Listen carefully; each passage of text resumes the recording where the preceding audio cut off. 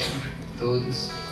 Obrigado, Padre Sérgio, mais uma vez presença, irmã Clara, o Eli, os ministros, as irmãs, os irmãos, todos que estão aqui. Agradeço a presença de vocês. Quero, antes de fazer a direção espiritual, avisar e agradecer a todos que trabalharam na festa da pizza, né? Graças a Deus nós conseguimos arrecadar R$2.800 na festa. Nós tínhamos o aluguel de 1.800 para pagar, né?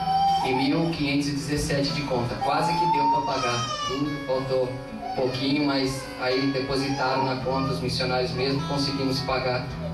Até ontem não tínhamos nenhuma conta, hoje já vem esse aluguel dessa casa.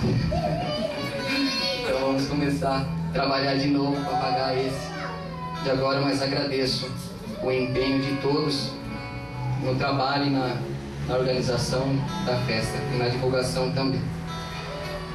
Quero dizer também, anunciar a todos que a partir de sábado agora, o irmão Pio, vem cá, irmão Pio, cadê o irmão Pio?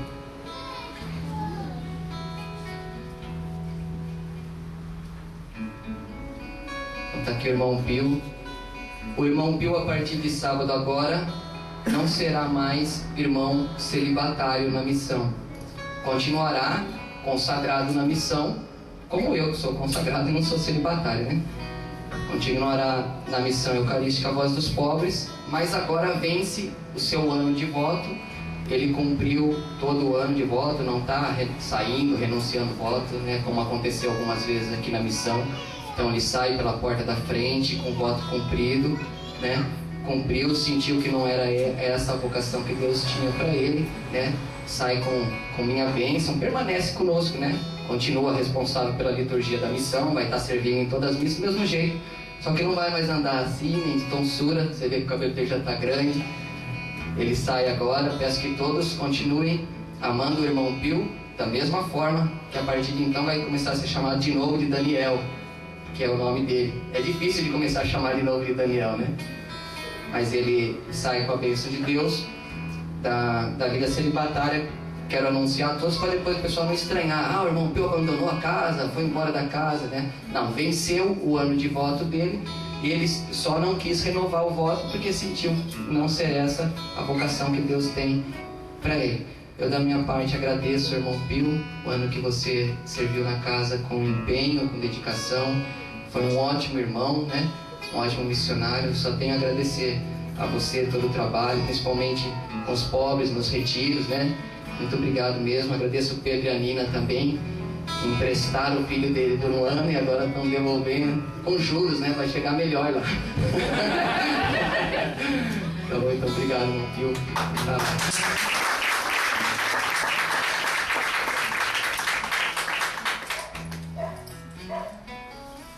Então hoje o Senhor para nós tem essa seguinte direção: de Santa Catarina de Sena, doutora da igreja, num êxtase, Deus Pai falou com Santa Catarina de Sena, ela que é patrona também de nossa missão, e hoje vamos partilhar um pouco sobre isso. Deus disse assim para Santa Catarina de Sena: ninguém deve desejar satisfações e visões espirituais. Sempre deve-se aspirar somente à virtude. Prestem bem atenção nisso. Ninguém deve desejar satisfações e visões espirituais. Que sempre se aspire somente à virtude. Então não parar no que é só superficial. Não parar no que é só sensível. Não buscar a Deus pelas consolações espirituais. Que a gente... Lógico, Deus quando quer dá a consolação espiritual, né? E às vezes Ele deixa uns tempos sem, né? Mas não buscar a Deus por causa dos consolos espirituais. Nem buscar a Deus para ter visões espirituais, mensagens sobrenaturais, bilocações, né? A gente sempre faz assim, acha que a pessoa que é santa é a pessoa que tem bilocação, é a pessoa que tem previsões do futuro, que fala alguma coisa e depois acontece. A gente sempre acha que a pessoa que é santa é a pessoa que realiza muitos milagres. Tudo isso também podem ser sinais de uma santidade, como no caso de São Pio, no caso de São Francisco e de tantos santos e santas da igreja própria Santa Catarina de Sena. Esses fenômenos também podem fazer parte da vida de um santo, mas não é isso que faz a pessoa ser santa.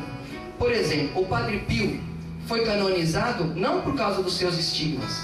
Pelo contrário, os estigmas quase impediram a canonização de Padre Pio, porque muitos eram contra, outros e achavam que ele tinha esquizofrenia, e por isso que apareceu aqueles estigmas e tal. Padre Pio não foi canonizado também por causa das bilocações comprovadas dele.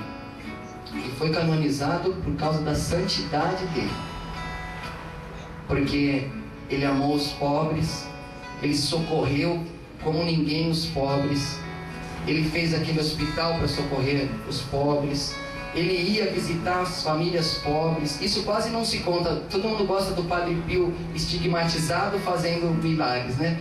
Poucos falam da pastoral de Padre Pio, que é o que canonizou Padre Pio. Santa Catarina de Sena não é diferente, São Francisco não é diferente.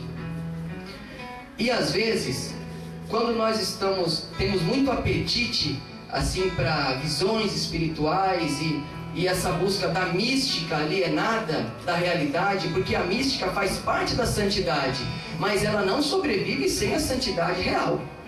Ela vira um misticismo. E quando nós buscamos só a mística, só ouvir revelações, e tem pessoas que só andam com revelação, não dá um passo. Fui lá na oração, me falaram isso, falaram que fulano vai morrer, falaram que ciclano, e vive só assim, e não tem mais senso de juízo, não tem mais discernimento pessoal, não tem mais entrega pessoal, só vive no mundo da lua, sem os pés no chão, numa mística que na verdade não é uma mística cristã, se torna um misticismo, quase que uma superstição, né? Igual as pessoas que consultam horóscopo, eu não saio de casa hoje, né? E quem busca assim muito gulosamente esse tipo de espiritualidade cai nas garras de Satanás. Para Santa Catarina de Sena, Deus Pai disse assim: o diabo é capaz de se mostrar em figura de luz, de muitos modos. Ele se mostra como figura de luz na alma de quem gulosamente sonha com visões.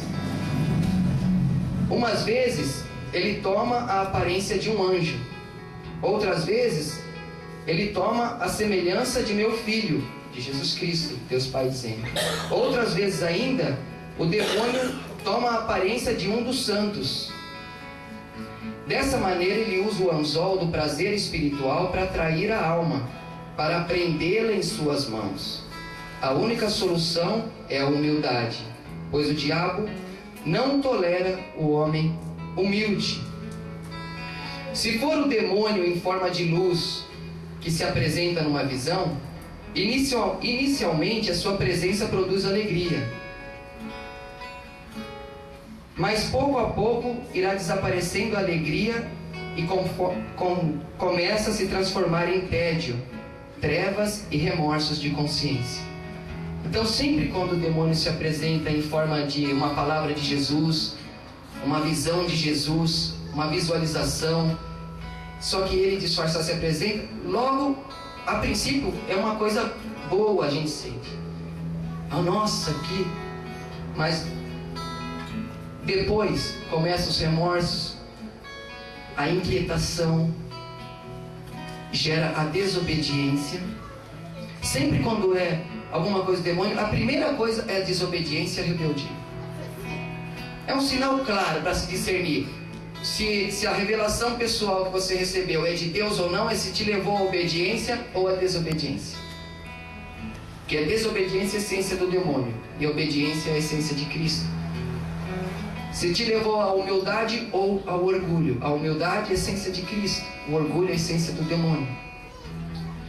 Se for uma visita minha, continua dizendo Deus Pai, No começo a pessoa sentirá temor, mas um temor santo. Por exemplo, sempre quando a palavra vem de Cristo, ela causa um impacto muito forte, né? O Padre Sérgio dizia, nossa, a última pregação me deu um impacto, né? Sempre quando a pregação vem de Deus, o ensinamento vem de Deus, a princípio causa um impacto, um certo temor santo, mas que depois gera alegria, segurança e uma feliz prudência, que refletindo não se duvida. Sempre quando a coisa vem de Deus, e tem um exemplo muito claro no franciscanismo, o Frei Rufino, que era um frei muito próximo de São Francisco. Tá falhando isso aqui, Bruno? Calma aí. Calma. O Frei Rufino, que era um frei muito próximo de São Francisco, e amava muito São Francisco. E ele se retirou uma vez para fazer orações na mata, como eles faziam. Eles iam para dentro da floresta e ficavam rezando e adorando a Deus. E o demônio apresentou-se a Frei Rufino, mas em forma de Cristo crucificado. Ele apareceu como Jesus crucificado e começou a falar coisas bonitas para Frei Rufino. Porque se ele fala coisas, Frei Rufino não acreditaria que era Jesus. E começou a falar: Frei Rufino, você é um homem bom, você tem buscado a santidade, você tem alcançado a santidade. Mas cuidado com Francisco. Olha, cuidado com ele, porque ele é um homem vil, que ensina e não faz o que ensina. E começou a virar Rufino contra Francisco, hein? Dizendo ser Jesus. Falou: mas não conta para Francisco que eu te falei isso. Não conta não. E aí o Frei Rufino foi se afastando de São Francisco. São Francisco começou a notar que o Rufino sempre foi muito próximo dele e parou de se aproximar dele. Sempre ficava buscando, só oi, tchau e tudo bem e tal. Francisco começou a achar que alguma coisa estava diferente nele. E o Frei Rufino foi desanimando, a ponto de quase nem querer rezar mais. Não queria mais nem rezar. E aí um dia, São Francisco, rezando por Frei Rufino, pediu a Deus uma palavra para consolar o Frei Rufino. E foi então que Deus mostrou a São Francisco, no coração dele, o que estava acontecendo com o Frei Rufino, que estava sendo enganado por Satanás. Então Francisco foi a Rufino e disse para ele: Rufino, tem visto Cristo crucificado? Sim, tenho visto. Tá bom. Vai e diga para ele isso, falando sobre a pureza, a obediência e a humildade. E na hora que Rufino foi falar com o demônio em forma de Cristo, quando ele foi falar e começou a falar dessas coisas, aí o demônio se apresentou com a cara dele. E aí já não era mais Cristo crucificado, mas era Satanás em figura mesmo na frente dele. E aí ele teve a certeza e voltou e pediu perdão a São Francisco. Por que eu estou dizendo isso?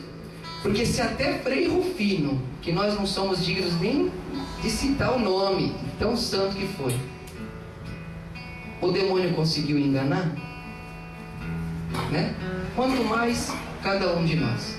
Por isso, vigiar, não buscar golosamente visões, palavras de ciência, revelações. Não, se Deus der, amém. Mas sempre coloca sobre o crivo da obediência.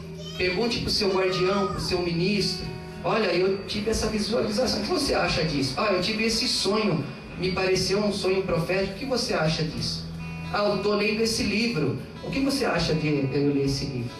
Porque quando surge um medo de revelar, é porque não vem de Deus. Se algum dia vocês sentirem medo de revelar alguma coisa interior de vocês, para o seu guardião, para o seu ministro, ou para mim, ou para o Padre Sérgio, seja para quem for que estiver à frente, é porque não vem de Deus. Porque o demônio põe o medo para não ser desmascarado.